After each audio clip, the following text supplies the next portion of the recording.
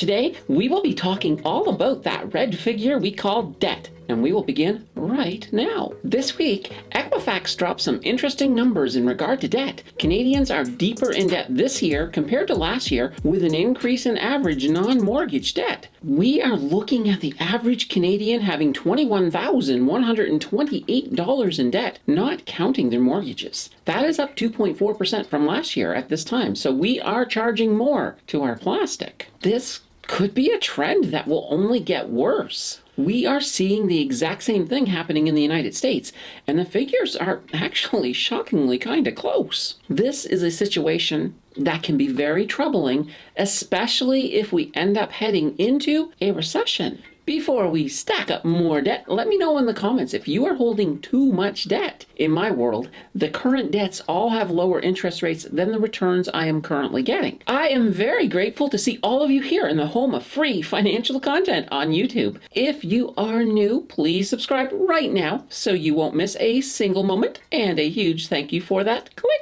Debt is easily the #1 cause of financial stress for many of us. With inflation making everything much more expensive, many people have had to rely on their credit cards just to make ends meet. This includes not only running up the cards they already have, but adding new cards to run them up as well. Canadians are choosing to drown in debt opposed to not feeding their families, and that shouldn't be a choice anyone has to make. We have a situation right now that has set us up for a very painful recession, even if it is short-lived, and absolutely brutal if it is a stronger recession than economists are predicting.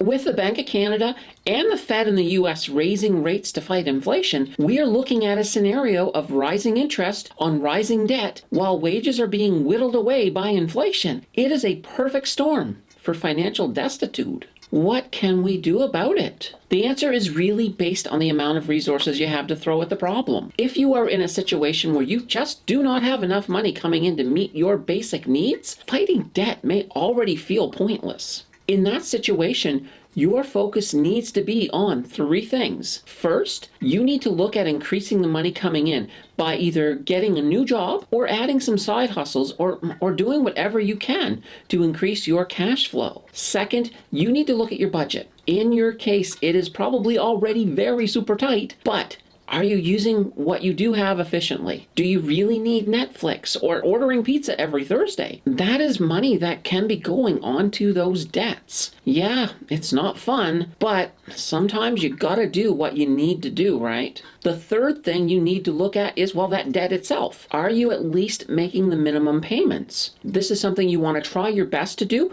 Otherwise, you'll have collections creating even more pressure and more misery in your life. Do you have any money at all beyond those minimum payments to start working on the principal? I hope so, but the reality is some of you are not going to have that, in which case you've got to hold on tight until you can change, well, the money coming in. If you are a person who does have money left over that they can use to pay debts, then we need to look at a strategy. An American financial guru by the name of Dave Ramsey has a snowball method of paying debts, which has you paying off the smallest debts first. That way you get the psychological boost as you clear out the little ones. I can see the value in that, but with a coming recession, I think it is much more prudent to play it by the math. So here is how I would handle my debts. Step 1 is to pay all of your minimum payments. This is an absolute necessity. Once you've done that, then your next step is to pay off the highest interest debt first, because that will lower your overall interest payments the most. Now, the one exception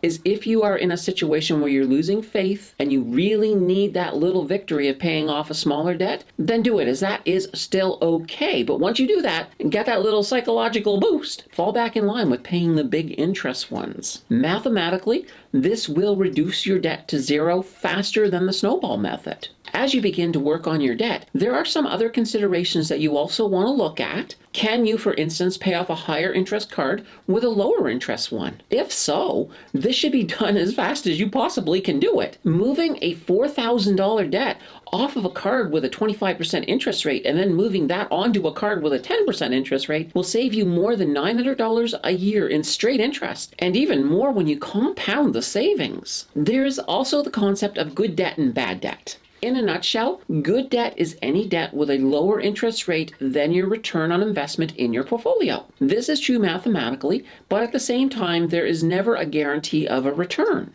However, the average return on the S&P 500 has been roughly 11% since 1957. Taking on debt to invest it to make money is valid, but very risky. It is not a play for beginners or intermediates, in my opinion. For most investors, it is not advisable. Just look at the hole Michael Saylor made with all the money he borrowed to buy Bitcoin. With a recession looming, getting your debt under control has never been more important. It is time to pay the piper before the curtain closes. The fun does not have to end here, because you can always watch my video on CPI that I have linked on the left, or you can check out the video on the right that YouTube thinks you will like. Your click will decide who is right, and I will see you in the next video.